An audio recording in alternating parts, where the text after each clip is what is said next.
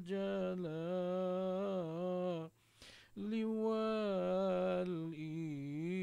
والإكرام أمتنا على دين الإسلام.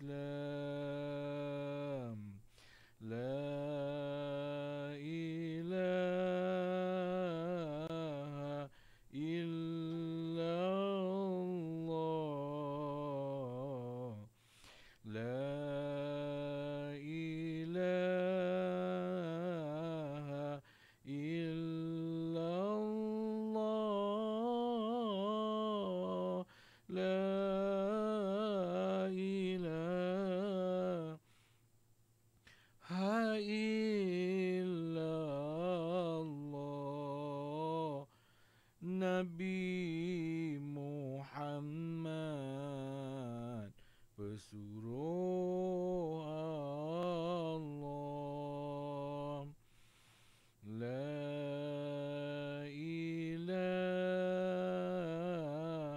illallah. La ilaha illallah. La ilaha illallah. Muhammadur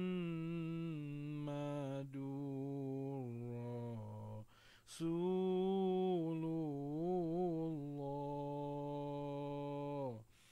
Ya dzal jalali wal ikram.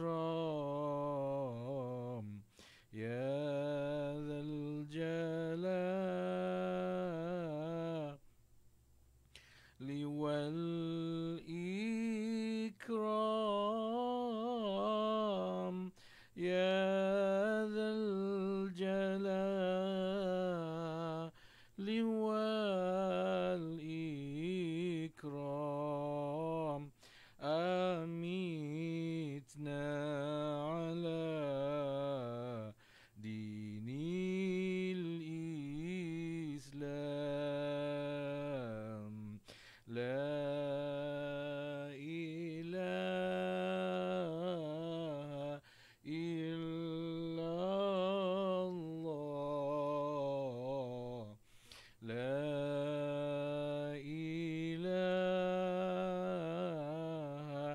إلا الله. لا إله إلا الله. Muhammadur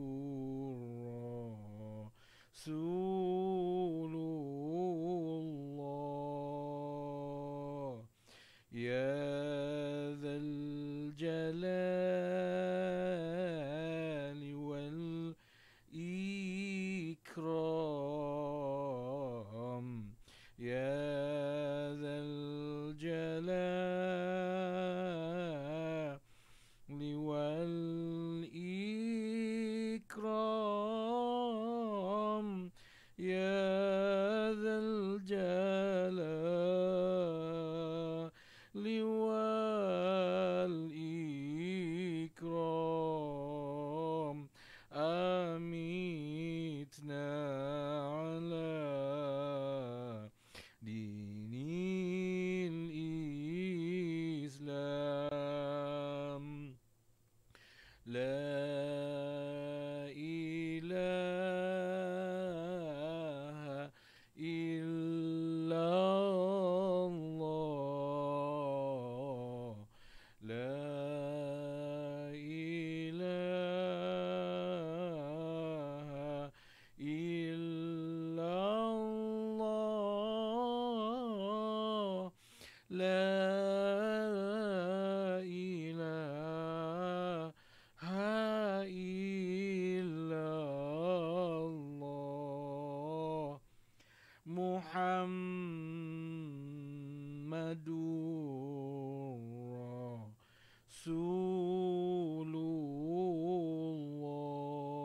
Rasulullah ya dzal jalali wal ikram ya dzal jalali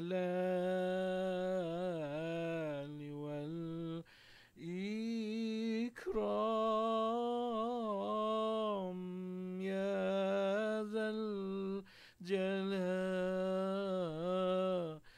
wal ikram amitna ala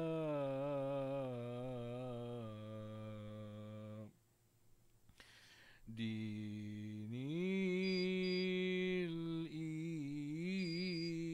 Islam. Astaghfirullah azim. Astaghfirullah azim.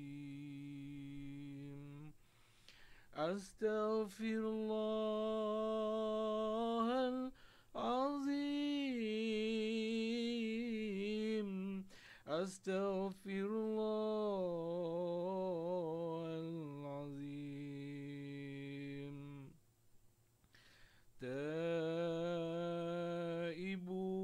Taibuna ilallah. Taibuna ilallah. Astaghfirullahalazim. Astaghfirullahalazim. Astaghfirullahalazim. Astaghfirullahalazim. Tubna ilallah. Tubna ilallah. Tubna ilallah. Tubna ilallah. Astaghfirullahalazim. Astaghfirullahalazim. Astaghfirullahalazim. Astaghfirullahalazim. Assalamualaikum warahmatullahi wabarakatuh. Bismillahirrahmanirrahim. Alhamdulillahillazi arsala rasulahu bil huda wa dinil haqq liyuzhirahu ala ad-din kullihi walau karihal kafirun. Asyhadu an la ilaha illallah wa asyhadu anna Muhammadan abduhu wa rasuluh imamil muttaqin wa qaidid du'atil mujahidin. Allahumma salli wa sallim ala sayyidina Muhammad وعلى آله وأصحابه أجمعين. رب اشرح لي صدري ويسر لي أمري واحلل عقدة من لساني يفقه قولي.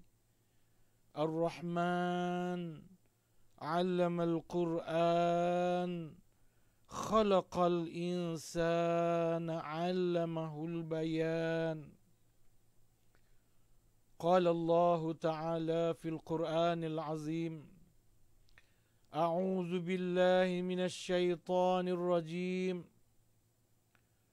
وأصحاب اليمين ما أصحاب اليمين صدق الله العظيم. Waalaikumsalam. Waalaikumsalam Ungku Yati. Waalaikumsalam Maznah Osman. Waalaikumsalam Siti Fatimah. Terima kasih kepada Intan Sumayyah. Waalaikumsalam kepada Puan Jamilah Harun. Waalaikumsalam kepada Puan Jamilah Harun. Minta tuan-tuan tolong laporkan kualiti suara, sebab ada yang mengadu suara tak jelas ni.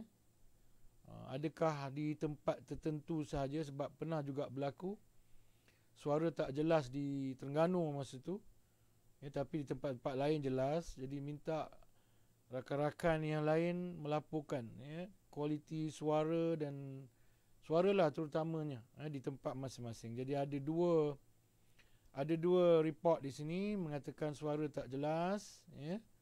Mungkin masalah internet barangkali, kalau semua melibatkan internet saya lah. Kalau sebahagian saja mungkin internet di tempat tuan-tuan. Baik. Technician, cuba tengok macam mana. Ahmad Muizzuddin. Okey. Nanti technician saya tengoklah, sambil tu kita mulakan Baik. Pertamanya kita mengucapkan syukur kehadrat Allah kerana mengizinkan pertemuan kita pada malam ini untuk menyambung kuliah live online kita yang telah pun kita jadualkan, yang tetapnya iaitulah setiap hari Isnin dan juga Khamis setiap minggu. Setiap minggu, setiap hari Isnin dan Khamis. Cuma minggu ini kita bermula dengan hari Selasa, sebab hari Isnin tu ada masalah. Hari Isnin tu ada masalah, jadi saya tunda ke hari Selasa. Ramai juga ni yang mengadu suara tak jelas ni. InsyaAllah di Puncak Alam pun tak jelas. Puncak Alam ni tempat saya lah ni. Ramai yang mengadu suara tak jelas, tak tahu kenapa. Okey, tak apalah, sambil technician saya tengok, kita teruskan. Jadi jadual kita tetap mingguan 2 kali seminggu, iaitu hari Isnin dan juga hari Khamis. Okey, sekarang sudah diperbaiki. Tolong laporkan, terutamanya yang mengadu kata suara tak jelas tadi, tolong lapor balik. Adakah suara sudah mula jelas ataupun bagaimana? Dan yang lain-lain pun kalau boleh tolong laporkan kualiti suara di tempat tuan-tuan. Okay, baik. Jadi kita akan buat seminggu 2 kali, Isnin kemudian Khamis.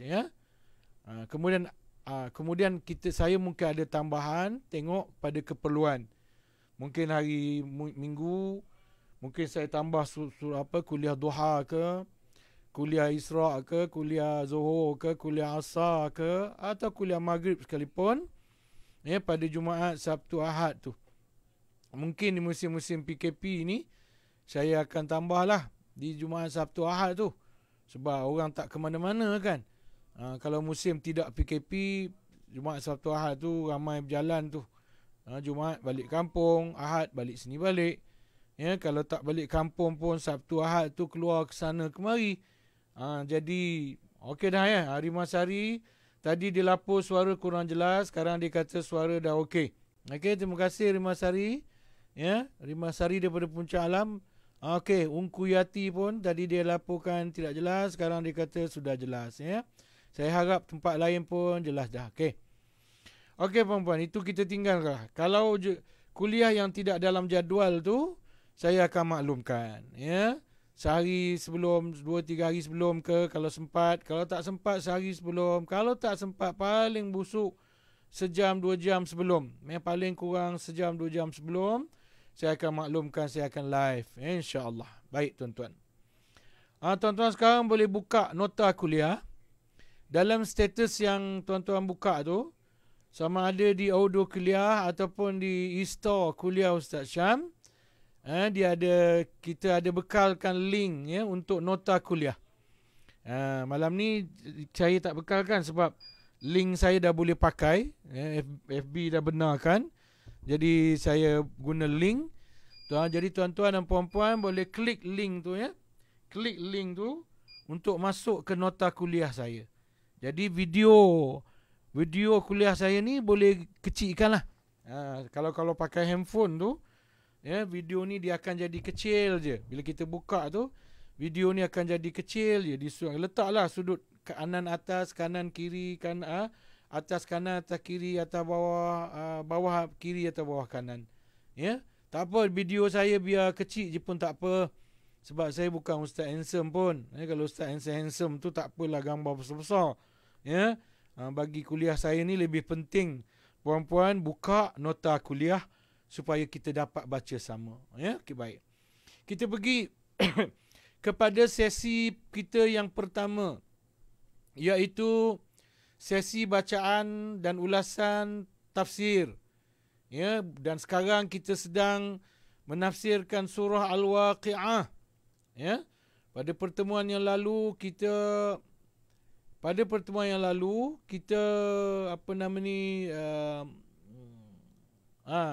kita membaca tafsiran ayat 26 daripada surah Al-Waqi'ah ayat 26 ya. Dan malam ni kita nak masuk kepada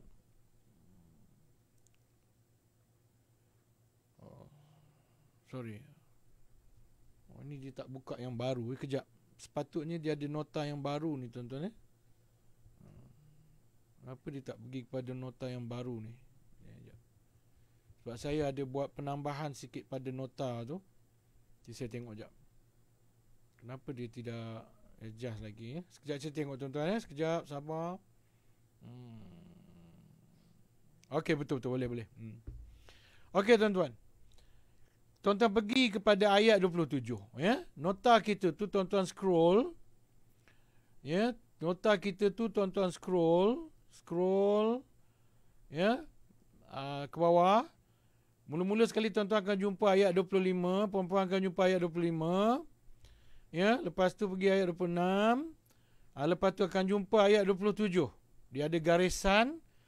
Kemudian dia ada tajuk kecil iaitu mengenali kluster Ashabul Yamin. Kemudian ayat 27. Kita malam ni nak sambung ayat 27 tu. Ya, tetapi kita ada tertinggal sedikit nota untuk ayat 26. Satu rangkap je. Jadi undur serangkap ke atas. Ya, ayat 27 tu tapi undur serangkap ke atas iaitu rangkap paling akhir bagi ayat 26, tafsiran ayat 26 iaitu perkataan Ibnu Abbas tu. Ya, yang bermula kepada perkataan Ibnu Abbas. Ya, terima kasih. Waalaikumsalam Rimasari binti Jamaluddin. Waalaikumsalam Kamaliyah Muhammad. Ya. Terima kasih kerana menyertai kami semua. Baik. Okey, kita baca. Ayat 25 dia kata, ayat 25 berbunyi la yasma'una fiha lagwan wala kizabah. Penghuni-penghuni syurga, kalau masih ingat lagi dia bermaksud penghuni-penghuni syurga ni dia tak dengar dalam syurga tu perkataan-perkataan lara dan apatah lagi perkataan-perkataan umpat, keji, caci, nista, fitnah, berita fake, gelaran-gelaran buruk. takkan jumpa dalam syurga, takkan dengar dalam syurga. Sebab orang yang masuk syurga ialah orang yang tidak suka dengan ucapan-ucapan lara dan perkataan-perkataan keji dan buruk itu. Ya, illa qilan, ayat 26, illa qilan salaman salama. Dan perkataan yang banyak yang viral dalam syurga itu ialah perkataan salam, ucapan salam sesama mereka. Jadi berkenaan ucapan salam ini kita telah baca tafsirannya hari Selasa yang lalu. Jadi ada satu lagi tafsiran kita tertinggal, bacalah. Alang-alang saya dah tulis, saya bacakan ya. Ibnu Abbas berkata, ini masih lagi untuk ayat 26 ya. Ibnu Abbas berkata, mereka saling sapa menyapa. Mereka yakni penghuni-penghuni syurga itu saling sapa menyapa, yakni memberi salam. Memberi salam antara satu sama lain. Dan dikatakan, ada juga penafsir dalam menafsirkan ayat 26 ni mengatakan bahawa para malaikat memberi ucapan salam kepada mereka. Malaikat pun ucap salam. Bukan saja mereka, sesama mereka memberi salam. Malaikat pun mengucapkan salam kepada mereka. Malah ada penafsiran juga menyebut Tuhan sendiri, Tuhan Allah Azza wa Jalla sendiri mengucapkan salam kepada penghuni-penghuni syurga. Bertuahnya tuan-tuan dan puan-puan, puan-puanlah terutamanya, bertuahnya kita. Bertuahnya kita kerana apa? Kalau kita dapat masuk syurga, kerana yang memberikan salam kita bukan hanya sesama penghuni syurga, tetapi Allah dan juga para malaikat juga mengucapkan salam mereka kepada kita di syurga nanti. Itulah penutup ayat 26. Baik, kita pergi kepada ayat 27. Saya letakkan tajuknya mengenali kluster Ashabul Yamin. Nanti saya terangkan kenapa di permulaan ayat 27 ini saya beri tajuk mengenali kluster Ashabul Yamin. Sebelum saya nak baca tafsiran ayat 27, nak ucapkan jawab salam. Nak jawab salam dulu. Salam. Waalaikumsalam Amirah Intan. Waalaikumsalam Amirah Intan. Kerana menyertai kami. Baik. Okey, ayat 27. Allah Ta'ala berfirman. A'udzu billahi minasyaitanir rajim. Wa ashabul yamin ma ashabul yamin. Itu ayat dia. Wa ashabul yamini ma ashabul yamin. Kata penafsir dan setelah pembicaraan ini penuh dan berkat tentang as-sabiqun. Setelah pembicaraan ini penuh dengan menceritakan, menjelaskan kurniaan dan nikmat kepada golongan as-sabiqun. Puan-puan cam dulu fahamkan cerita syurga, nikmat-nikmat syurga yang diceritakan sebelum ini. Cuba ingat balik apa dia? Antaranya arak syurga, antaranya bidadari, antaranya pelayan-pelayan muda, antaranya buah-buahan yang lazat, antaranya perhidangan daging burung. Antaranya ialah bangku atau katil tempat duduk yang rehat, yang selesa. Di mana penghuni syurga itu pula duduk berhadap-hadap antara satu sama lain, bersembang-sembang, berbual-bual mesra. Kesemua gambaran-gambaran nikmat dalam syurga ini adalah gambaran nikmat yang disediakan oleh Allah Subhanahu Wa Taala untuk as-sabiqun al-awwalun. Kluster as-sabiqun al-awwalun. Kalau tuan-tuan, kalau puan-puan ingat balik daripada awal kuliah kita menafsirkan sejak bulan Ramadan lagi. Siapa yang tertinggal boleh undur balik. Boleh cari balik dalam Facebook saya. Kalau awal-awal kuliah tu tak ada dalam histor kuliah Ustaz Syam, cari dalam Facebook Isyamuddin Abdul Aziz. Ada. Tapi insya-Allah saya akan minta admin saya ambil balik semua kuliah-kuliah yang tak di bulan Ramadan tu yang tak masuk dalam e-store tu, saya nak suruh download ke dalam e-store kuliah Ustaz Syam, supaya tuan-tuan dalam order kuliah pun ada, tapi susah sikit lah. Kalau nak cari order kuliah ni, dia terlalu banyak, beratus-ratus kuliah kat situ. Tapi boleh cari juga, type tajuk, type nama saya, type tajuk tu, jumpalah insya-Allah. Boleh cari balik, dengar daripada awal. Kalau puan-puan ikuti kuliah saya ni daripada awal, puan-puan akan dapati bahawa di awal surah Al-Waqi'ah Allah menyebut 3 kluster di akhirat. 3 kluster di padang mahsyar.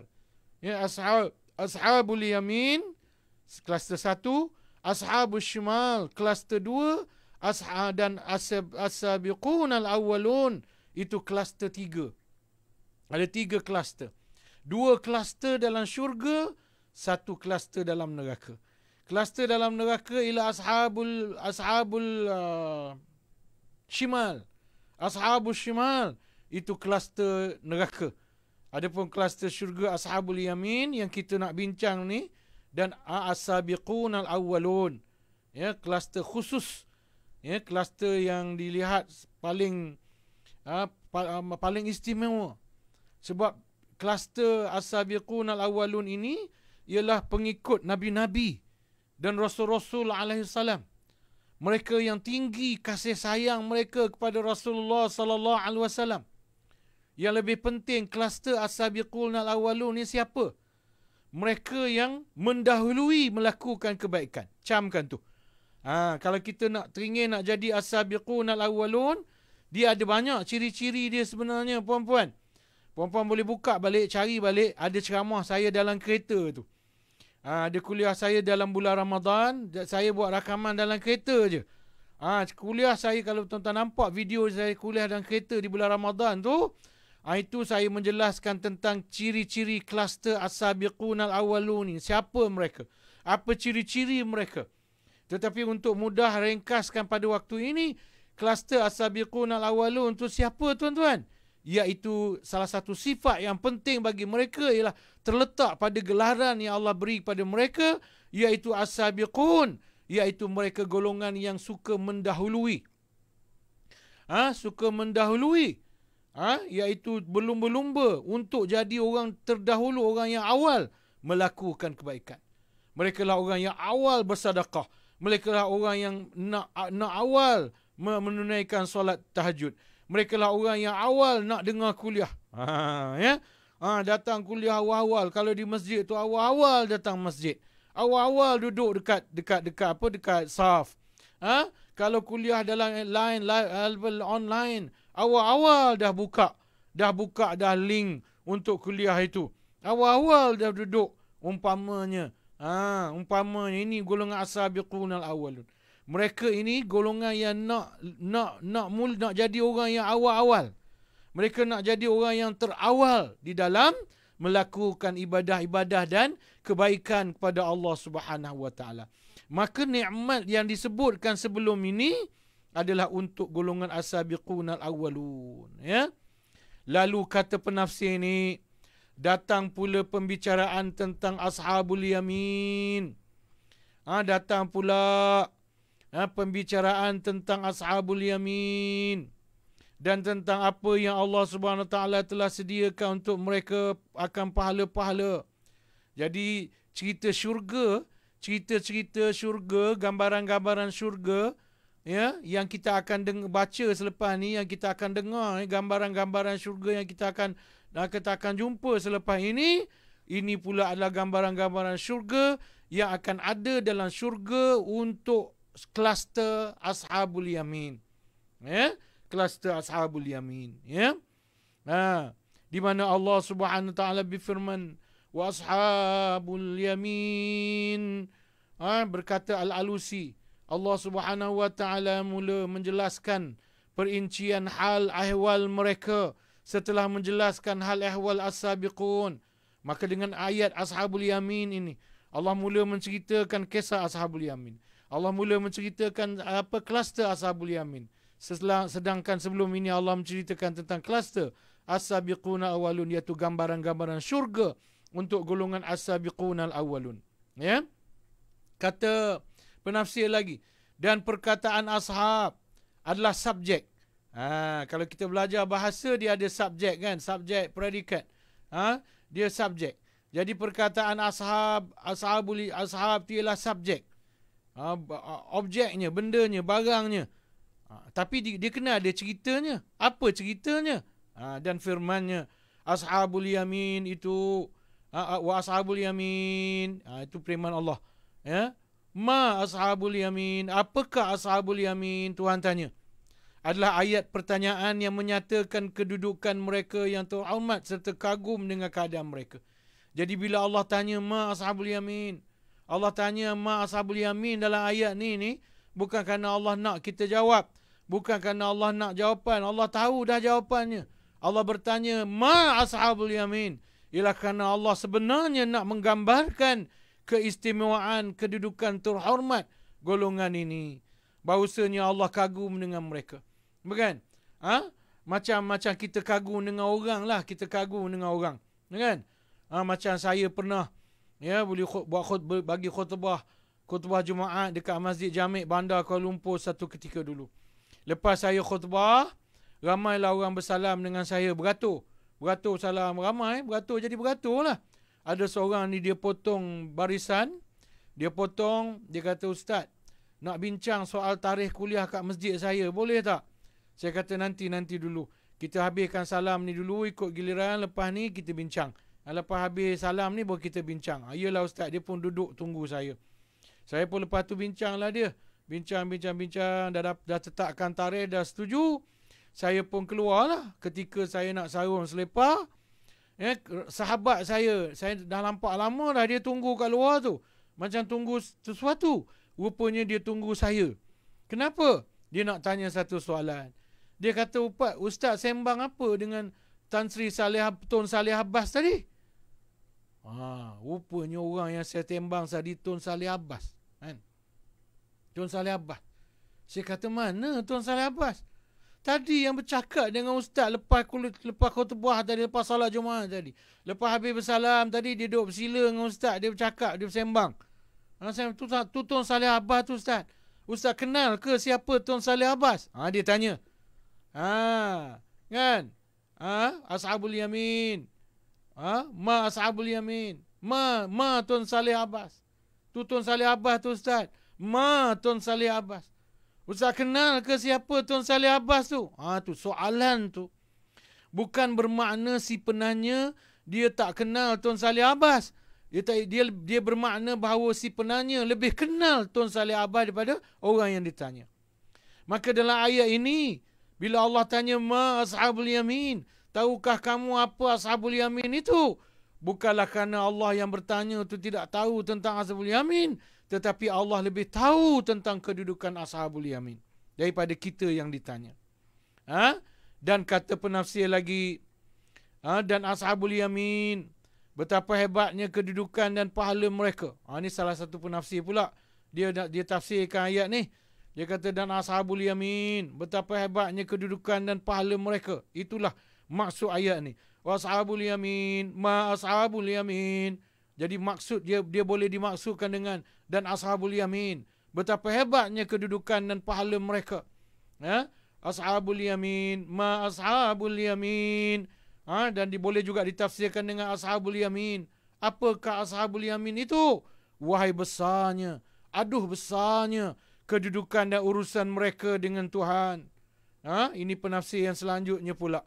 Maknanya, soalan ini bukan soalan kerana Tuhan nak tahu jawapan.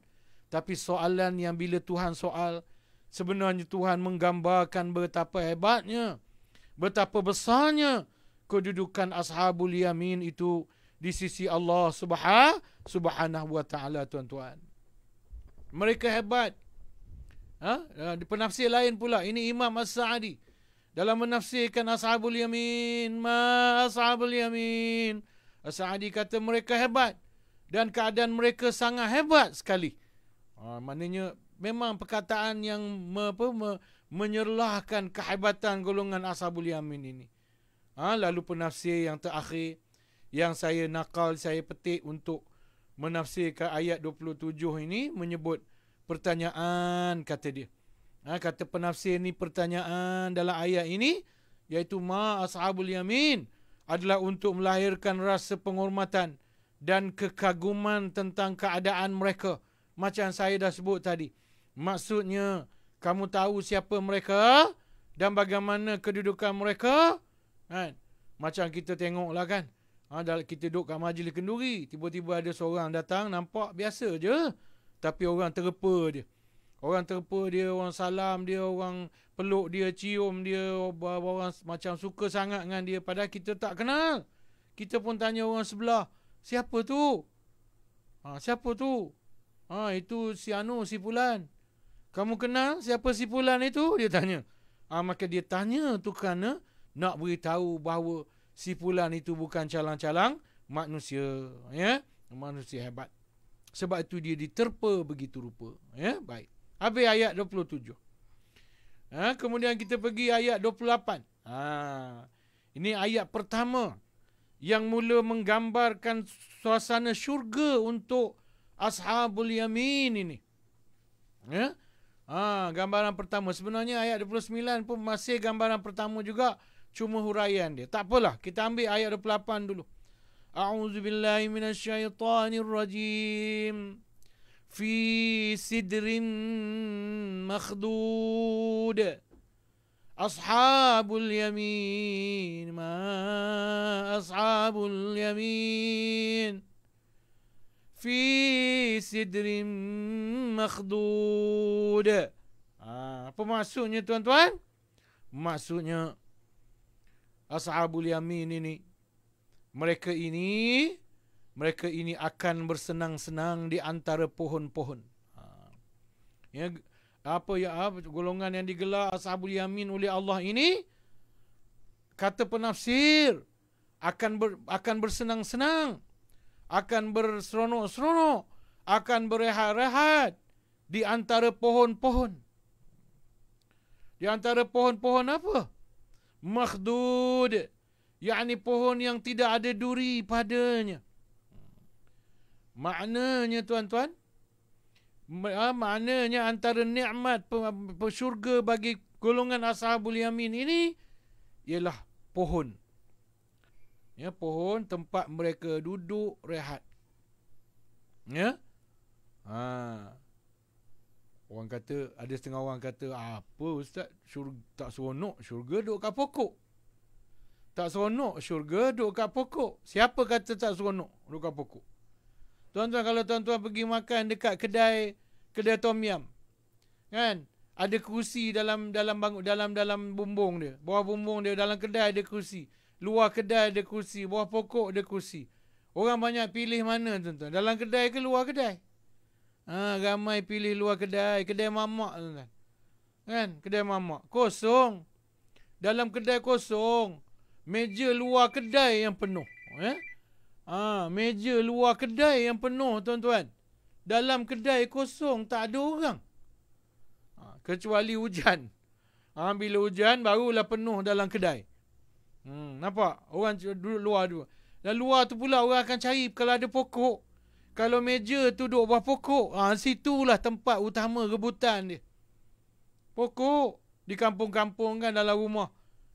Kat rumah-rumah di kampung. Kat luar rumah tu biasanya bawah pokok ada dangau. Orang kampung panggil dangau. Orang kampung panggil apa entah. Kita panggil apa? Kita panggil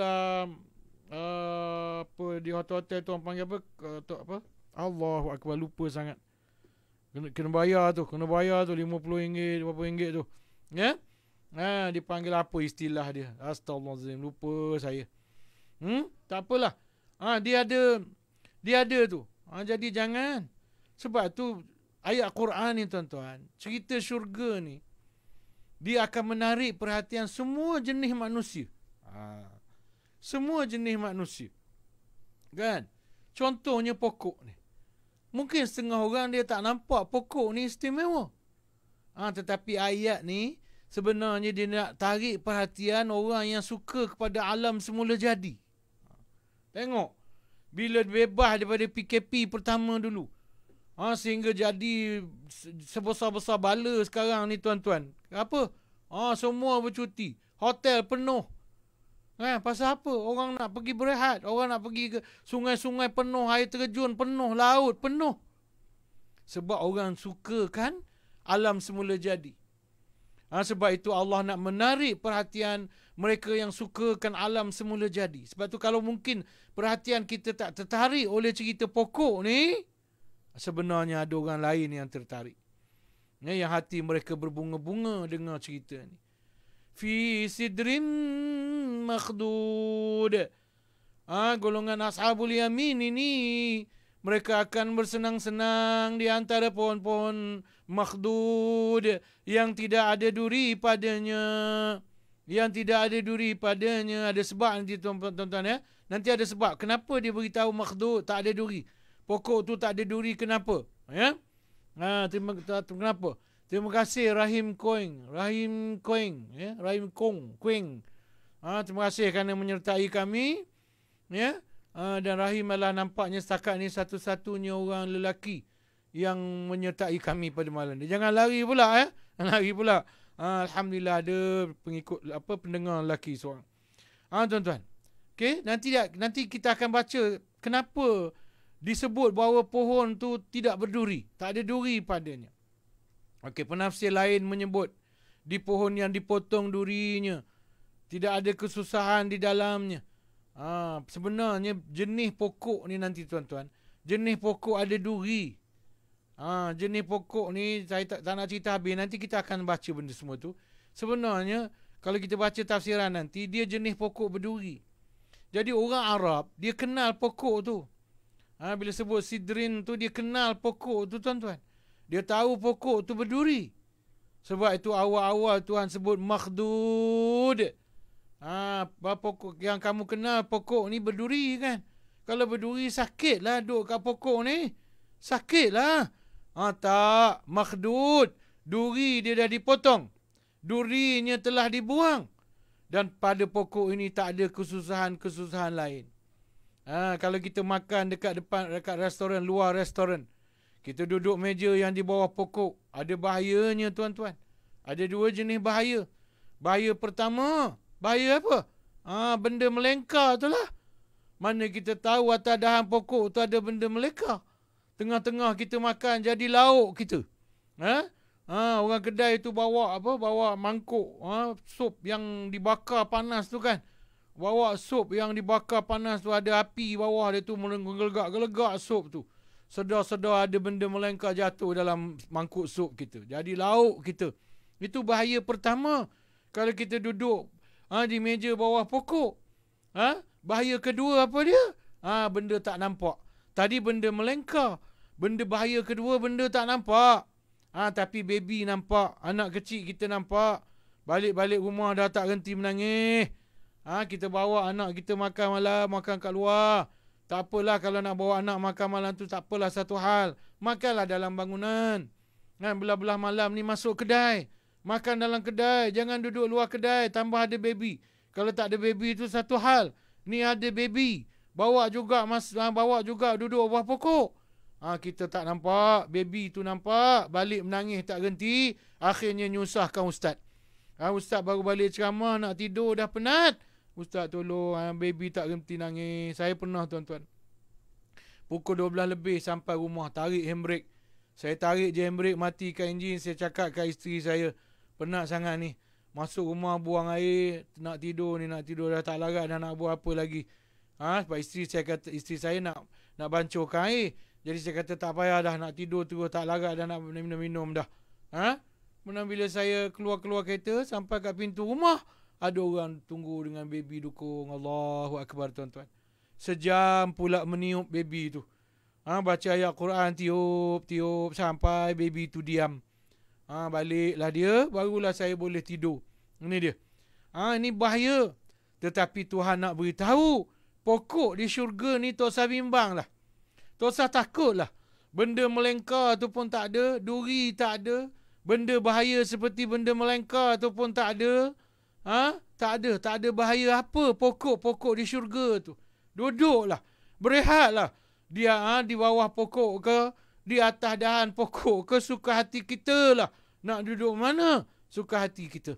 Kerana pokok itu dijamin tidak ada duri dan tidak ada bahaya padanya. Kata penafsir lagi yang lain pula, duri dan rantingnya yang buruk dan berbahaya telah dipotong. Mana-mana yang buruk telah dibuang. Macam di BKL kan, majlis daerah. Kan, kalau ada pokok tengah di BKL, ada pokok tepi-tepi jalan tu. Ranting-ranting buruk tu dia potong awal-awal. Dia takut ranting tu jatuh atas bumbung kereta yang lalu. Maka lebih-lebih lagi lah syurga, tuan-tuan. Kalau itu perkhidmatan yang ada di dunia ini, kita bukan duduk syurga, bukan duduk di syurga. Kita duduk di dunia. Kita duduk di Kuala Lumpur, wilayah persekutuan. Tapi sudah ada perkhidmatan memotong ranting-ranting buruk supaya ia tidak jatuh menimpa kita dan menjadi bahaya kepada kita. Apatahlah lagi di syurga besok, tuan-tuan. Tentulah perkhidmatan ini jauh lebih baik lagi. Dan kata penafsir lagi, dan dijadikan tempat untuk buah-buahan yang bagus. Pokok-pokok ni pula dia bukan rendang teduh untuk duduk je. Dia ada buah-buah, buah-buah untuk dimakan dan aras untuk bahagian orang-orang yang terkemuka. Pokok ni pula ada tingkat dia. Kalau kita tengok penafsiran ni, cara penafsiran ni bercerita, tuan-tuan, kita bukan duduk bawah pokok ni. Duduk ke atas pokok. Dia ada aras dia. Mungkin bawah sekali tu orang jenis bawah sekali ikut. Kemudian naik sikit ni orang yang tahap atas sikit. Kemudian dia ada aras orang-orang yang terkemuka. Ni penafsir ni sebut ni. Ni Imam As-Sa'adi sebut. Dia kata dan aras untuk bahagian orang-orang yang terkemuka. Teduhan atau redupan dari bayang-bayang dan keselesaan tubuh di dalamnya. Maknanya bila kita dalam pokok mana atau padanya. Jadi maknanya ada yang rehat bawah pokok, ada yang rehat atas pokok. Bukanlah duduk atas dahan. Adalah tu tempat dia. Macam budak-budak kan. Kalau orang putih dia suka. Dia buat rumah mainan anak-anak dia dekat pokok kan. Dia pilih pokok yang kuat-kuat dahan. Dia bannernya rumah kecil situ. Ada pintu, ada kunci apa semua. Anak dia panjat naik main dalam rumah tu. Main dalam rumah tu. Maka begitulah. Allah lebih mampu membannerkan untuk kita di atas pokok itu. Tempat-tempat duduk. Untuk apa nama ni? Untuk kita berehat, makan, minum, berehat-rehat. Di dalam syurga itu. Kalau sekiranya kita ini tergolong di kalangan Ashabul Yamin. Untuk dapat berehat di sana. Kata penafsir lagi. Dan perkataan asidr. Perkataan asidr. Fi sidrin makhdud. Sidrin tu. Dan perkataan sidrin itu, tuan-tuan. Pokok bidara. Ni saya kata tadi. Mereka kenal pokok tu sebab. Kalau kita tengok banyak lah. Dia banyak jenis lah. Banyak jenis pokok ni ada beberapa jenis. Tetapi jenis yang paling viral. Jenis yang paling masyhur. Bahasa tafsirnya, agamanya masyhur lah. Jenis yang paling masyhur, paling viral di kalangan ahli tafsir ialah pokok bidara. Sebagaimana yang disebut oleh penafsirnya di sini. Dia kata dan perkataan asidr yang merujuk kepada pokok bidara. Pokok bidara. Iaitu satu jenis pokok yang berduri. Asidr tu. Jenis pokok yang berduri. Pokok bidara ni pun dia ada dua jenis, tuan-tuan. Satu berduri, satu tak berduri. Jadi yang bidara ni yang bidara ni jenis berduri. Dan khudud, tidak berduri. Jadi maknanya asalnya pokok ni dia ada duri. Tetapi bila Tuhan nak jadikan dia tempat rehat ahli-ahli syurga, Ashabul Yamin, maka Tuhan jadikan dia tidak berduri. Maksud ayat bebas duri. Dikatakan khadada. Dikatakan dalam bahasa Arab dikatakan khadada fulanus syajar. Si fulan itu memotong pokok. Memotong. Jadi mana perkataan khadada ni asal maknanya memotong. Bila dikatakan sidrim makhdud. Fi sidrim makhdud. Maksudnya Ashabul Yamin itu mereka akan bersenang-senang pada pohon bidara. Pohon bidara yang telah dibuang, yang telah dipotong durinya. Kata penafsir lagi, bila dia memotong duri yang ada dengannya. Bila dia memotong duri yang ada dengannya. Ya? Atau makhdud. Disebutkan makhdud tu sebab bila duri yang ada pada pokok tu dipotong. Atau makhdud dengan makna penuh buah. Okey, tengok ya. Makhdud ni ada dua makna. Pertama maknanya terpotong. Maksudnya terpotong durinya. Pokok tu sepatutnya berduri tetapi terpotong durinya.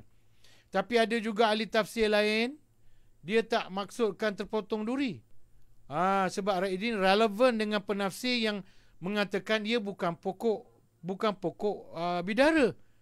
Jadi mereka ini pula menafsirkan makhdud dengan bengkok. Dahan pokok tu bengkok. Kenapa dahan pokok tu bengkok? Kerana terlalu banyak buah-buahan pada dahan tu. Sampai bengkok. Buah-buah apa dahannya. Sampai bengkok dahannya. Kan kita banyak mana pun rambutan. Tak bengkok dahan rambutan tu kan. Tuhan cipta cantik dah. Dahan rambutan tu sesuai dengan kekuatan dahan rambutan tu, dia akan jadi sesuai dengan jumlah rambutan yang akan tumbuh di dahan itu. Tengoklah buah durian.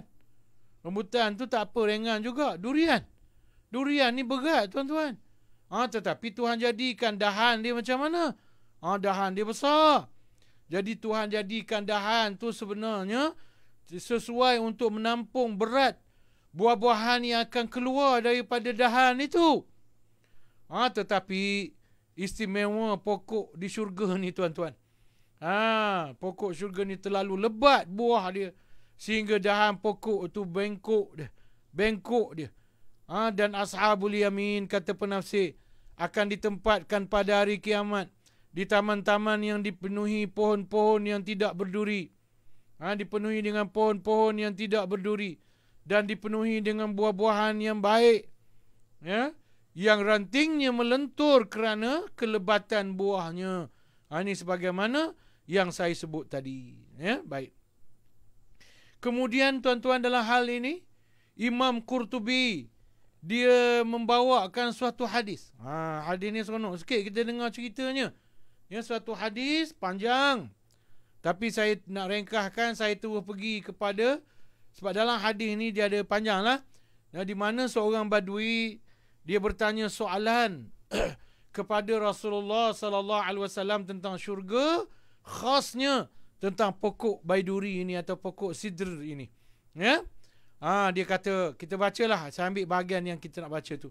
Ya Rasulullah, laqad zakarallahu fil Quran syajaratun mu'ziyah. Wahai Rasulullah, sesungguhnya Allah telah menyebut dalam Quran syajaratun mu'ziyah. Kan maknanya apa? Tentang pokok yang menyakiti. Pokok yang berduri dan menyakiti orang lain. Tu'zi sahibuha. Pokok yang akan menyakiti penghuninya. Penghuni syurga itu. Penghuni syurga itu. Kemudian saya tak tahu, saya tertinggal atau mungkin dia ada dalam hadis matan lain. Ada dalam hadis matan lain, dia ada dua. Setakat ni saya terjumpa dua yang penafsir yang bawa hadis ni. Tapi saya bawa satu je lah. Dalam matan yang satu lagi tu tuan-tuan, si badui ni kata, dan aku tak nampak. Aku tak nampak. Okey. Ada dia kata. Dia sebelum tu. Saya ulang balik. Sahabat ni kata, laqad zakarallahu fil Quran, sungguhnya Allah menyebut dalam Quran. Syajaratun mu'ziyah, pokok yang ada duri, yang membahayakan. Wa ma kuntu ara fil jannah syajaratun tu'zi sahibaha. Dan aku tak fikir, macam orang sekarang kata apa, aku tak boleh brain kan. Tak terfikirlah di kepala aku, tak boleh brain bahasa budak-budak sekarang, aku tak boleh brain macam mana pula dalam syurga boleh penuh nikmat, sepatutnya boleh ada pokok yang berduri yang akan menyakiti, yang akan membahayakan penghuninya. Ni soalan si badui itu. Faqala sallallahu alaihi wasallam, maka Rasulullah SAW pun menjawab. Rasulullah kata, wa ma hiya Apa dia? Apa pokok yang berduri itu mana satu? Mana satu yang kau maksudkan ni? Jangan main tuduh-tuduh je. Mana satu pokok berduri yang kau maksudkan itu? Ha? Qala, lalu jawab, apa nama ni? Jawab si badui itu. Asidr. Asir, dia pun sebutlah sir, iaitu pada ayat ni lah. Fi sidrin makhdud. Jadi dia rojok pada ayat sidrin ni. Ha, dia kata asidr, dia kata. Fa inna lahu syaukan mu'zian. Sebab pada pokok bidara ni, dia ada duri yang menyakiti. Faqala sallallahu alaihi wasallam, alam yaqulillah, kata Nabi, bukankah Allah telah berfirman, fi sidrin makhdud, penghuni-penghuni syurga itu, yakni ashabul yamin, di antara nikmat mereka ialah mereka akan bersenang-senang pada pohon-pohon yang tidak ada durinya. Kata Nabi lagi, khadadallahu ta'ala syaukahu, Allah telah potong duri-durinya yang sepatutnya ada pada pokok bidara itu. Faja'ala makana kullu syaukatin samrah, dan Tuhan gantikan duri itu dengan buah. Tuhan bukan hanya buang duri itu. Tuhan bukan hanya potong duri itu. Tempat yang ada duri itu patut berduri itu, Tuhan ganti dengan buah. Benda yang menyakiti, Tuhan ganti dengan nikmat. Ni syurga. Ni syurga, tuan-tuan. Macam hari tu arak kan. Macam arak cerita untuk as-sabiqunal awwalun tu. Arak ni benda menyakiti. Kalau arak di dunia ni dia menyakiti kita, memabukkan, memeningkan. Tapi arak syurga tak. Tuhan buang mabuknya, Tuhan buang peningnya, Tuhan buang. Maka duri patutnya menyakiti. Tak. Tuhan buang durinya. Tuhan ganti dengan buah yang lazat. Ya? Dengan buah yang lazat. Jadi puas hatilah. Siapa ni tadi? Puas hatilah orang badui ni tadi. Ya, baik. Okey. Kata ahli penafsir lagi. Ini tafsir terakhir untuk ayat 28 ni. Ya, ini tafsir terakhir yang saya nakal. Untuk ini daripada Qurtubi. Sebenarnya ini saya terjemah daripada Qurtubi, tapi bukanlah semua. Bukan saya ambil semua. Kadang-kadang tafsiran Qurtubi itu ada yang sama dengan tafsiran lain. Macam dalam ayat 27 ni saya tak bawa langsung tafsiran Ibnu Katsir. Sebab apa yang ada dalam Ibnu Katsir dah ada dalam Baghawi tadi. Dan juga dah ada dalam Qurtubi. Jadi saya tinggalkanlah tafsiran Ibnu Katsir. Sebab tafsiran Ibnu Katsir pun dah bersepah-sepah dalam pasaran kitabnya apa semuanya. Ya? Baik. Lalu kata Qurtubi dalam menafsirkan ayat 27 ini. Ya, kata Qurtubi pada pohon bidara. Di sini pula pohon bidara ada pula tak, dia masih boleh ditafsir, diertikan pohon bidara. Tapi ada juga yang mengertikan pohon tu bukan pohon bidara. Dia teratai. Ada yang mengartikan dia teratai, buah teratai. Buah atau pokok teratai yang dipatahkan dari dirinya atau dipotong. Tapi bila sebut cerita duri ni, dia lebih dekat dengan makna pokok bidara lah. Ya, dekat dengan makna pokok bidara. Mengatakan tentang itu, siapa mengatakan tentang bahawa ia adalah pokok bidara yang durinya telah dipotong? Ibnu Abbas dan selain Ibnu Abbas. Abul Aliyah dan Ad-Dhaha berkata, orang Islam memandang ke arah Wajin. Wajin, iaitu ia adalah satu lembah. Wajin ini ialah satu lembah yang subur di Taif. Dia satu tempat di Taif. Umat Islam tengok lembah tu. Kenapa? Maka mereka mengkagumi pohon bidaranya. Sebab kat lembah tu ada pohon bidara. Pohon bidara tu cantik, kecuali durinya lah. Selain daripada durinya nampak cantik, nampak rendang, besar, teduh. Lalu mereka berkata, kami berharap kami mempunyai sesuatu seperti ini. Lalu sahabat-sahabat Nabi ni pun berkata, Kalaulah kita ada pokok macam pokok bidara ni kan bagus. Maka turunlah ayat fi sidrim makhdud. Jangan takut. Pokok yang cantik ni yang kamu kagumi ni ada di syurga nanti. Ada di syurga nanti dan apa lebihnya? Lebihnya yang ada di dunia ni ada duri. Tapi yang ada di syurga tu tak ada durinya. Ya, tak ada durinya. Okey. Tuan-tuan, kita ambil ayat 29. Panjang tak ayat 29 ni, tuan-tuan? Tak, pendek je. Kita ambil ayat 29. Ya, pendek je. Wa talhim mandud. Ya. Ashabul yamin. Ma ashabul yamin. Fi sidrin makhdud.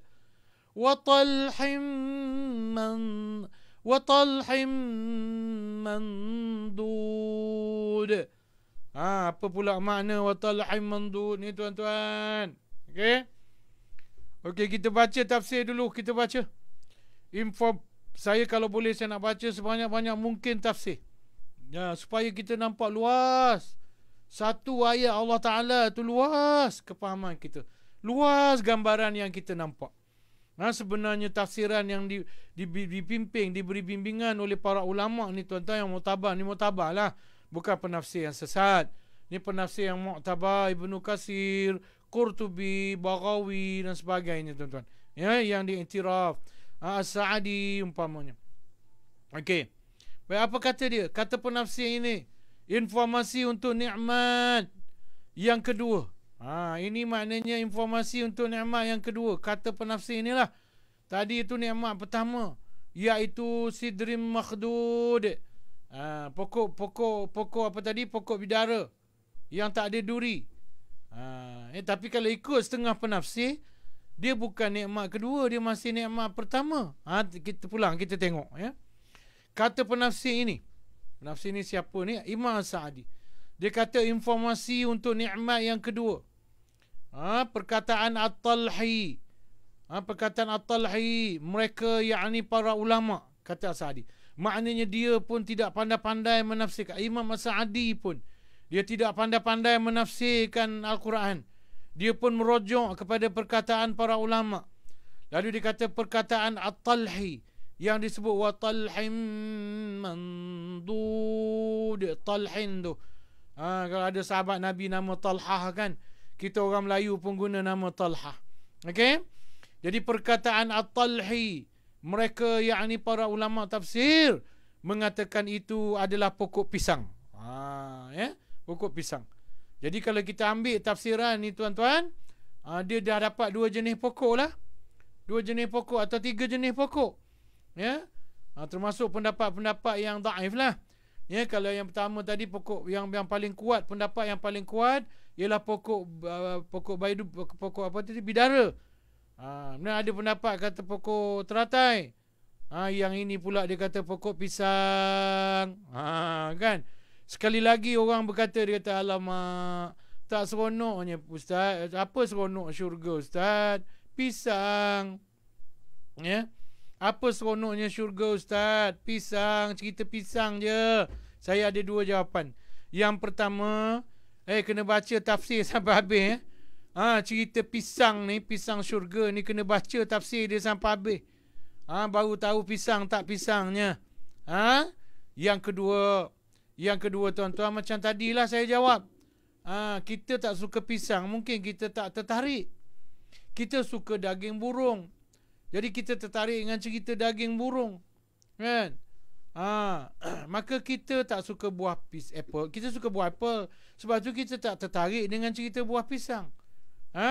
Maka pisang ni, tapi ada orang dia suka buah pisang, tuan-tuan. Maka orang yang suka buah pisang ni, dia adalah specialist. Dia adalah sasaran utama Allah Subhanahu wa ta'ala pada ayat ini. Pada ayat 29 ini, para ulama kata talhin itu ialah pokok pisang. Dan pisang yang tersusun sebahagiannya atas bahagian yang lain. Mandud tu apa maksudnya? Pisang yang tersusun, yang bertimbun. Pisangnya banyak, bukan sikit.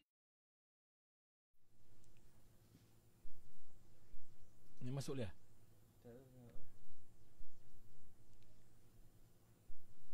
Tu soleh. Tapi dia yang tadi dah tutup lah. Macam masuk balik je meh.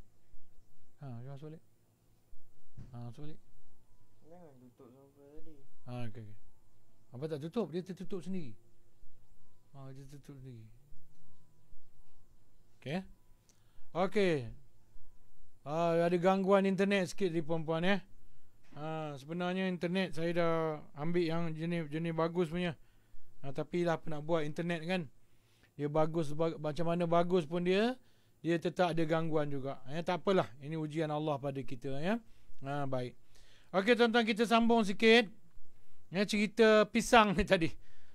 Kita sambung sikit cerita pisang ni. Lepas tu kita nak sambung kitab informasi untuk nikmat pisang tadi. Dan pisang yang tersusun sebahagiannya atas sebahagian lain. Maksudnya pisang tu terlalu banyak buah dia. Buah dia terlalu banyak sehingga dalam ayat lain talhin itu diartikan sebagai mayang. Kalau perempuan tahu apa mayang? Mayang kelapa misalnya. Kan bunga kelapa tu kan, bunga buah kelapa tu. Kelapa yang belum jadi kelapa dia ada tangkai, kemudian dia ada bunga yang nantinya akan jadi buah kelapa. Kan penuh dekat mayang tu dengan bunga kelapa kan? Maka begitulah gambaran pisang-pisang tu. Pisang-pisang tu penuh. Yang penuh dekat pokok pisang tu tuan-tuan. Punya banyaknya pisang tu. Okey, satu. Kemudian ini tafsiran lain pula bagi perkataan talhin tadi tu, pokok tu. Okey. Kalau sidrin tadi atau talhin tadi, dia ada tadi apa? Pokok bidara, pokok teratai, kemudian pokok pisang. Yang ini pula apa? Pokok akasia. Ada pula ahli tafsir yang menafsirkan talhin itu dengan pokok akasia. Pokok akasia yang terkenal. Ia mempunyai daun padat dengan bahagian rendang. Maknanya kalau kita tengok pokok akasia ni, kita nampak dia relevan dengan huraian-huraian ahli tafsir. Bahawa pokok ni rendang, daunnya lebat. Pokok kata ahli tafsir ni, iaitu As-Sa'di, dia kata pokok akasia yang terkenal. Ia mempunyai daun padat dengan bahagian rendang. Pohon ni dia rendang. Tambahan itu saya tambahlah berdasarkan maklumat lain. Dan ia adalah pokok besar di padang pasir yang dahannya dihiasi dengan buah yang lazat dan menyelerakan. Pokok akasia ni pula ialah pokok akasia ni pula ialah pokok apa tuan-tuan? Yang rendang, yang besar. Dia ada di padang pasir dan dahan dia dihiasi dengan buah-buahan yang lazat dan menyelerakan. Ini akasia yang ada di syurga. Ini akasia yang ada di syurga. Jadi maknanya pokok yang dibincangkan oleh dua ayat ini, ada beberapa pendapat para ulama. Saya ulang untuk simpulkan. Pokok yang disebut, jadi ada yang membezakan sidrin tu pokok lain, talhin tu pokok lain. Ada yang kata sidrin tu bidara, talhin tu pisang. Tetapi ada juga penafsir dia cenderung kepada sidrin tu. Sidrin tu tetap nanti ayat 30 nanti kita jumpa benda ni Dia tafsirkan, dia kata sidrin dengan talhin tu pokok yang sama, pohon yang sama. Cuma dia nak membezakan sifat dia. Kalau maknanya sidrin tu dia nak gambarkan pohon di syurga tu dia tidak ada duri, tidak bahaya. Talhin mandud pula dia nak gambarkan pokok tu banyak buahnya, lebat buahnya, gitu. Jadi dari segi tafsiran, ada yang kata pokok di syurga ni ialah bidara. Ini pendapat paling besar, pendapat paling masyhur. Ramai ulama tafsir menafsirkan pohon bidara. Ciri-ciri yang disebutkan merujuk pada pohon bidara terutamanya ciri durinya. Ciri berduri tu. Dan dari sudut lain pohon bidara ni dia ada kelebihan dia lah tuan-tuan. Ada kelebihan dia. Saya cuba cari. Ada saya bekalkan sikit kelebihan dia. Tapi saya lupa saya tulis kat mana kelebihan pohon bidara ni. Saya tak ingat. Tapi adalah kelebihan dia. Antara kelebihan dia masalah jerawat, kanser, dia ada kelebihan dari segi kesihatan. Yang saya teringat kanser, yang saya teringat juga jerawat, ada benda besar, benda kecil pun ada. Ada juga yang menyebut pohon bidara ni boleh menghalau jin. Itu wallahu alam. Wallahu alam, saya tak jumpa hadisnya. Mungkin pengalaman ustaz-ustaz yang mengubat jin ni, mengubat orang yang rasuk jin ni, mungkin pengalaman.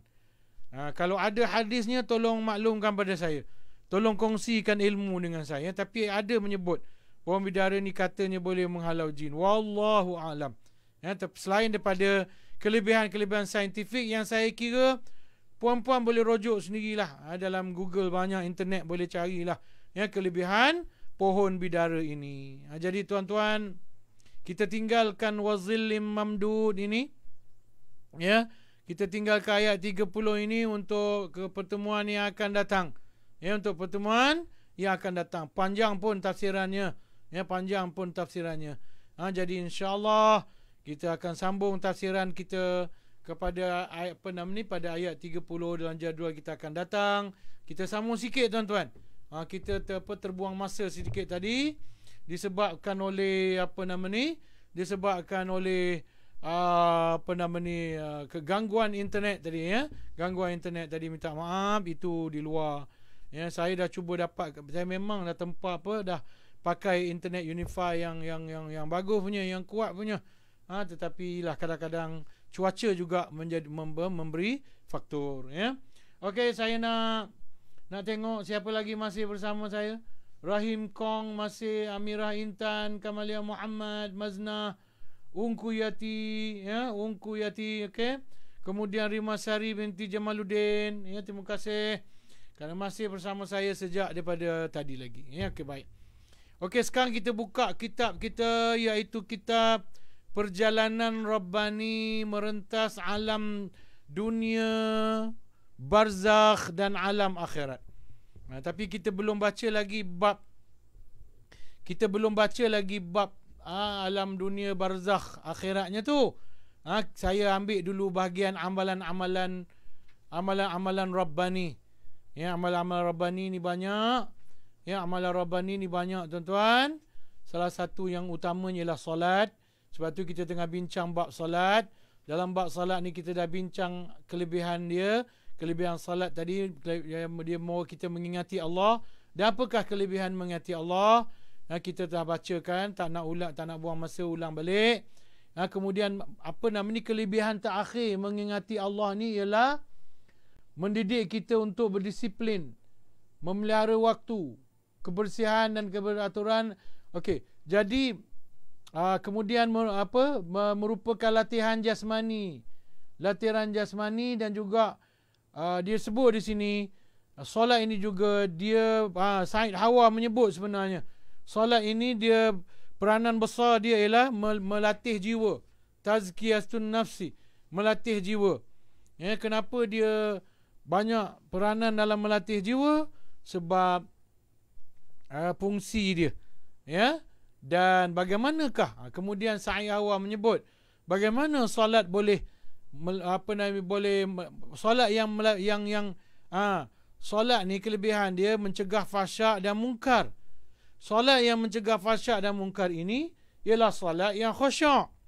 Okey, solat yang khusyuk boleh mencegah fahsyak dan mungkar. Solat yang tak khusyuk dia masih gagal. Jadi bagaimanakah solat yang khusyuk itu? Apakah khusyuk itu? Ini dibincangkan sekarang. Kita sambung bacaan sikit je.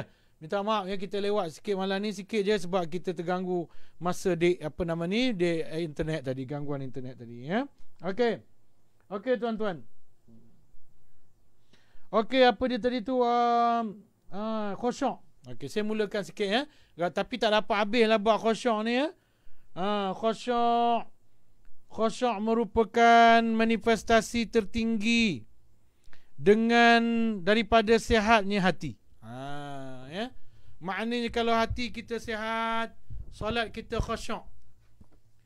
Kalau hati kita sihat, solat kita khusyuk. Kalau nak sihatkan hati, kena khusyukkan solat. Dia saling bantu-membantu tu puan-puan.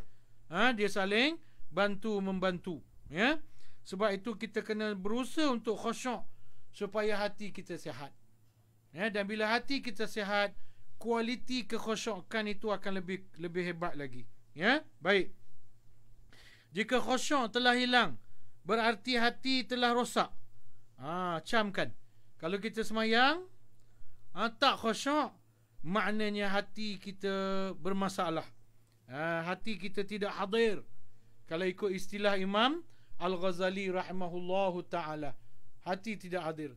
Kalau ikut istilah yang digunakan oleh Said Hawa di sini, ataupun Dr. Musa Fatullah Harun di sini, hati kita rosak. Hati kita tak sihat. Kalau kita solat terasa tak khusyuk, maknanya hati kita tak sihat, tuan-tuan. Camkan. Hati kita sihat tak? Macam mana nak camkan hati kita sihat ke tidak? Tengok solat kita. Khusyuk tak? Kalau tak khusyuk, maknanya tak sihat. Ustaz, saya tak tahulah hati saya sihat ke tidak. Apa pasal tak tahu? Sebab saya solat pun tidak. Memang. Bila dah tak solat langsung, memang tak sihat lah. Kalau solat pun belum tentu sihat, apalagi tak solat. Jadi maknanya orang yang solat ni pun hati dia belum tentu sihat. Sebab bila dia solat khusyuk, baru hati dia sihat. Ni kena faham. Ya. Kemudian kata penulis lagi, jika khusyuk telah hilang, berarti hati telah rosak dan telah didominasi oleh berbagai penyakit yang berbahaya dan keadaan yang buruk. Hati ni dah rosak. Banyak bila kita tak khusyuk, hati kita rosak dan telah dijangkiti oleh berbagai penyakit. Seperti cintakan dunia.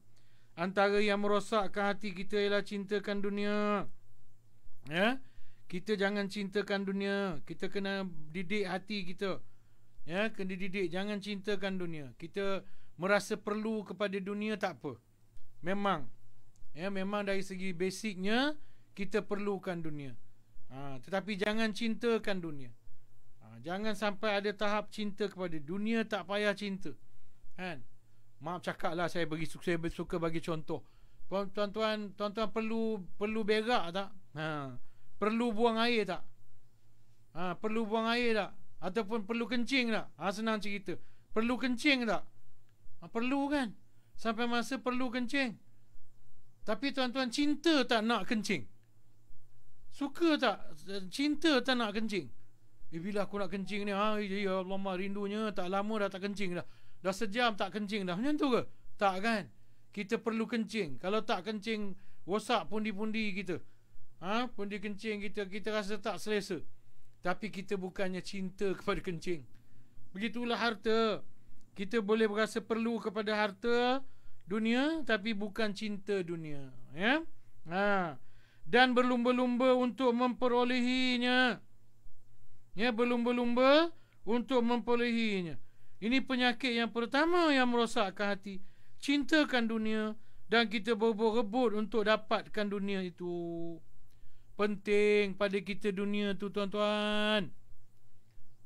Tak dapat semayang tak apa, tak dapat yang lain-lain tak apa, tak dapat dunia tak boleh. Penting kita dunia, tuan-tuan. Penting kita TV tu. Penting kita mesin basuh. Memang penting. Sebab mesin basuh tu bukan untuk hiburan, itu untuk pekerjaan, memudahkan pekerjaan. Tapi kalau TV, itu lain. Lain. Saya beli TV ni sebab anak-anak je, anak-anak bini je. Itu pun anak-anak pun dah tak tengok sangat TV dah. Dah ada YouTube, internet ni. Kalau saya tak ada TV pun boleh hidup. Tapi itulah, kita ni mesti nak ada TV tak? Mesti nak ada TV. Tapi perlu ada lah TV tu. Dari segi maklumatnya, beritanya, apa semuanya. Tapi kena ingat, TV tu bukan keperluan. Bukan keperluan. Jadi sebab tu jangan cinta kepada TV. Ada. Tak ada tak apa. Ni tak ada TV, susah hati. Ada isteri dia tanya pada suami dia. Dia kata, bang, apalah Apalah yang berlaku pada Maisarah, kasih Maisarah dengan suami dia bang malam ni. 2 malam dah. Kita tak tengok kasih Maisarah dengan suami dia. Apalah hal kedua-duanya tu. Gaduh lagi ke, masih berbaik ke? Suami dia pun jawab, udah, pergi cari masalah lain, pergi tengok Elsa pula. Apa hal si Elsa tu? Dah lupakan si Maisarah tu, kan? Umpamanya. Jadi kita dunia ni, kita jangan cinta. Kita mungkin perlukan dunia, perlukan duit. Tetapi kita bukan cintakan duit. Hilangnya khusyuk merupakan tanda hilangnya kehidupan hati. Bila hilang khusyuk, itu seolah-olah macam jantung berhenti. Kan kita ni kalau jantung berhenti maknanya kita mati dah. Maka kalau kita khusyuk, seolah-olah hati kita dah mati. Degupan hati kita ialah khusyuk. Kehidupan kita, nyawa, bukti kita hidup ialah jantung kita berdegup. Bukti hati kita hidup ialah khusyuk dalam solat. Bila kita khusyuk dalam solat, maknanya hati kita hidup. Ini kena faham. Penting untuk khusyuk. Supaya kita hidupkan hati dengan khusyuk. Mengkhusyukkan hati kita, terutamanya khusyuk di dalam solat. Hilangnya khusyuk merupakan apa tadi? Merupakan tanda hilangnya kehidupan hati dan kekuatan serta kesegarannya. Bila kita tak khusyuk, terutamanya dalam solat, maknanya hidup kita dah hilang. Hidup yang diredai oleh Allah. Hidup kita dah lara. Maknanya hidup kita bukan lagi. Kalau solat kita tak khusyuk, itu tanda tuan-tuan, bahawa kita sedang hidup dengan cara yang tidak diredai oleh Allah SWT. Bahawa masih ada kesilapan dalam hidup kita. Bila kita semayang tidak khusyuk, maknanya masih ada kesilapan dalam hidup kita. Masih ada yang perlu diperbetulkan dalam kehidupan kita. Kerana kehidupan kita itu bukanlah bentuk kehidupan. Bila solat kita tidak khusyuk, bila hati kita tidak khusyuk dalam melakukan ibadah, maknanya hidup yang sedang kita lalui belum lagi dalam bentuk yang diredai oleh Allah SWT. Serta kesegarannya, sehingga menjadikannya lemah, menjadikan hati kita lemah, tidak dapat menerima nasihat, dan menjadikannya dikuasai oleh hawa nafsu. Bila kita tak khusyuk solat, kita akan jadi orang yang lemah, yang tak dapat terima nasihat. Sebab tu kalau kita tak jenis degil, tak nak dengar nasihat, itu bukannya orang yang tak salat tu, orang yang tak khusyuk dalam salat. Orang yang tak nak dengar nasihat ni bukannya orang yang tak salat, orang yang tak khusyuk dalam salat. Kalau dia tak salat, itu memang tak nak dengar langsung nasihat. Sebab itu anak-anak kita kena pastikan mereka salat, dan kena pastikan khusyuk. Salat mereka khusyuk, baru mereka jadi anak yang boleh dengar nasihat. Kalau tidak, ya Allah, jenuhlah kita susah hati, jenuhlah kita mengalir air mata. Dan akan kita yang tidak khusyuk ini akan lebih dikuasai oleh hawa nafsu kita, daripada dikuasai oleh iman, dikuasai oleh ilmu akal ataupun akal sekurang-kurangnya, ataupun dikuasai oleh iman, atau dikuasai oleh ilmu agama kita dalam hal ini. Jadi saya ingat kita berhenti setakat itulah, sebab rangkap yang selanjutnya panjang sikit. Takut panjang pula uraiannya nanti. Cukuplah tu untuk kita menokok tambah bacaan kita ke atas kitab Perjalanan Rabbani Merentasi Alam Dunia, Barzakh dan Akhirat. InsyaAllah kita jumpa lagi dalam jadual kita akan datang. Kalau ikut jadual tetapnya ialah hari Senin nantilah. Ni hari Senin nanti. Kecuali saya ada masa dan kekuatan, kesempatan untuk menyambung di waktu lain, sama ada di hari Jumaat ke Sabtu ke Ahad ke, itu terpulanglah. Itu bergantung pada apa yang saya akan maklumkan. Jadi untuk malam ini kita berhenti setakat tu tuan-tuan, dan sebagaimana biasa kita baca doa sikit, dan kita fokuskan kepada doa tentang COVID-19 yang sedang melanda kita, Dan sebenarnya tuan-tuan, bukan COVID-19 je yang sedang melanda kita. Ada satu bahaya lagi yang sedang melanda negara kita. Saya ulang tuan-tuan, sebenarnya bukan bahaya COVID-19 sahaja yang sedang melanda kita, tapi ada juga bahaya lain yang sedang melanda negara kita. Jadi kita kena doa jugalah supaya bahaya yang lain tu tidak gagal untuk merosakkan negara kita. Negara kita ni dah alhamdulillah berada dalam dengan kekuatan perpaduan umat Islam. Islamnya terpelihara, Islamnya terjaga. Tapi ada yang nak mengkhianati perpaduan Islam ini dan kekuatan Islam ini di negara kita ini, yang walaupun belum betul-betul kuat, tapi sudah ada asas kekuatannya. Ada yang nak merosakkan, yang nak jadi kuman, yang nak jadi virus corona, untuk merosakkan keutuhan yang ada. Kita doalah, kita minta dua-dua dibuang oleh Allah, dua-dua disingkirkan oleh Allah, insya-Allah. Al-Fatihah. A'udzubillahi minasyaitonir rajim. Bismillahirrahmanirrahim. Alhamdulillahi rabbil alamin. Ar-Rahmanir Rahim. مالك يوم الدين. إياك نعبد وإياك نستعين. اهدنا الصراط المستقيم. صراط الذين أنعمت عليهم غير المغضوب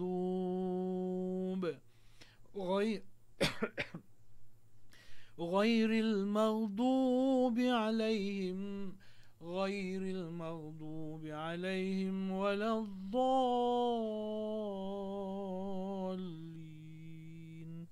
آمين.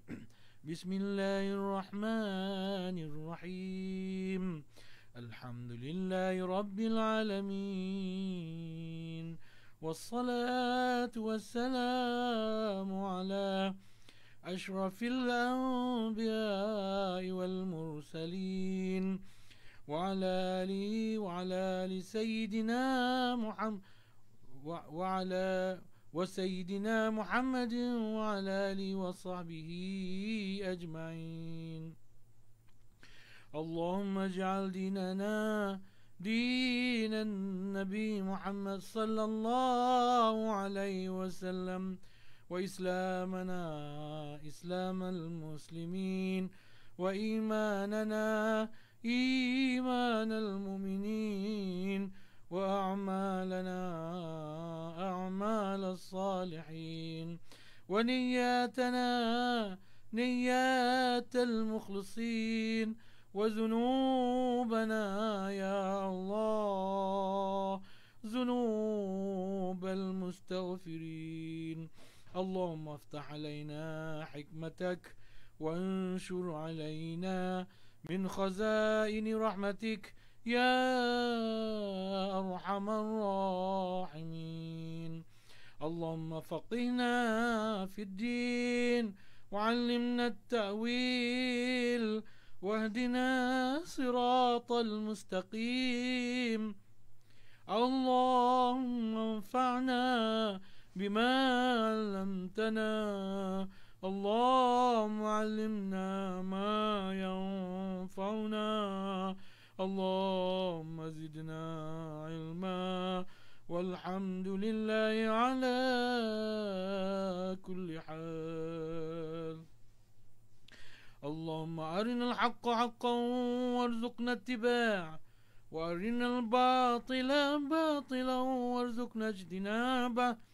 اللهم إنا نعوذ بك من البرص والجنون والجذام ومن سيء الأسقام.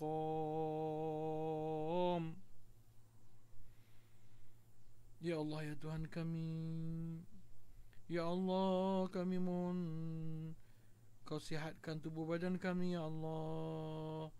Sihatkan penglihatan mata kami, ya Allah, terutamanya penglihatan hati. Sihatkan telinga dan pendengaran kami, ya Allah, terutamanya pendengaran hati. Ya Allah, sihatkanlah tubuh badan kami, jantung, paru-paru, buah pinggang, urat-urat saraf dan segala-galanya ya Allah yang ada di tubuh kami. Sihatkanlah seluruh tubuh badan kami, kuatkanlah pertahanannya sehingga kami dapat mengelak daripada dijangkiti oleh kuman virus COVID-19.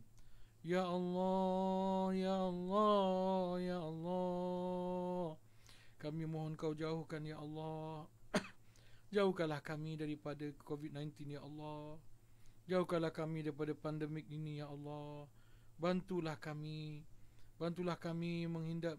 membuang jauh COVID-19 ini daripada diri kami ya Allah. Bantulah kami melancarkan segala perancangan-perancangan yang dilaksanakan. Permudahkanlah urusan vaksinasi, permudahkanlah urusan giliran-giliran untuk divaksinasi agar dengan lebih mudah dan cepat ya Allah. Segerakanlah vaksin-vaksin itu sampai ke negara kami ya Allah, dan segerakanlah vaksinasi itu dapat disuntik kepada rakyat kami, rakyat di negara ini ya Allah, supaya dari segi ikhtiarnya kami selamat daripada COVID-19 ya Allah. Namun dari segi hakikatnya kamulah yang memelihara dan menyelamatkan kami daripada virus COVID-19 itu ya Allah. Ya Allah ya Tuhan kami, virus COVID-19 telah memisahkan kami dengan ayah kami, ibu bapa kami, memisahkan kami dengan ahli keluarga dan adik-beradik kami ya Allah, memisahkan kami dengan sahabat handai, memisahkan kami dengan masjid, dengan surau, dengan majlis-majlis agama. Ya Allah, Ya Allah, Ya Allah, jauhkanlah daripada kami COVID-19 ya Allah. Jauhkanlah daripada kami COVID-19 ini ya Allah. Jauhkanlah daripada kami COVID-19 ya Allah. Yang nak insaf, yang nak mengambil pengajaran daripada peristiwa ini sudah pun insaf ya Allah. Sudah pun mengambil pengajaran ya Allah. Janganlah kau tunggu golongan yang degil. Janganlah kau tunggu golongan yang berhati keras, yang tak faham-faham mesej matlamat yang kau nak sampaikan melalui bala ujian COVID-19 yang kau turunkan ya Allah. Cukuplah ya Allah mereka yang nak ambil pengajaran dan mereka yang telah mendapat keinsafan daripada peristiwa ini ya Allah. Jauh-jauhkanlah ya Allah kami daripada COVID-19. Selamatkanlah kami ya Allah, dan selamatkanlah negara kami ya Allah daripada segala bentuk bahaya, bukan sahaja bahaya COVID-19 tapi segala macam mara bahaya ya Allah. Ancaman musuh, ancaman golongan liberalisme, ancaman golongan komunis, ancaman golongan-golongan yang membahayakan negara dan agama, apatah lagi agamamu Islam ya Allah. Rabbana zalamna anfusana wa illam taghfir lana wa tarhamna lanakunanna minal khasirin. وصلى الله على سيدنا محمد وعلى آله وصحبه أجمعين والحمد لله رب العالمين. Terima kasih Ungku Yati, terima kasih Mazna Osman, terima kasih Kamaliah Muhammad, terima kasih Amirah Intan, terima kasih Rahim Koeng, terima kasih Zaladi Khalid. Walaupun masuk di hujung-hujung tapi tak apa, terima kasih kerana apa nama ni ingin juga menyertai ya, dan terima kasih kepada Rimasari binti Jamaluddin. Terima kasih kepada mereka yang nama mereka tidak hadir sebab mereka tidak menulis di ruang komen, maka nama mereka tidak ada walaupun sebenarnya mereka bersama-sama dengan majlis kita ini. Jadi insya-Allah kita jumpa lagi pada jadual akan datang ya, kecuali ada jadual yang lain yang ditakdirkan oleh Allah SWT. Sekian, wabillahi taufiq wal hidayah. Wassalamualaikum warahmatullahi wabarakatuh. Mohon maaf atas masalah teknikal tadi ya.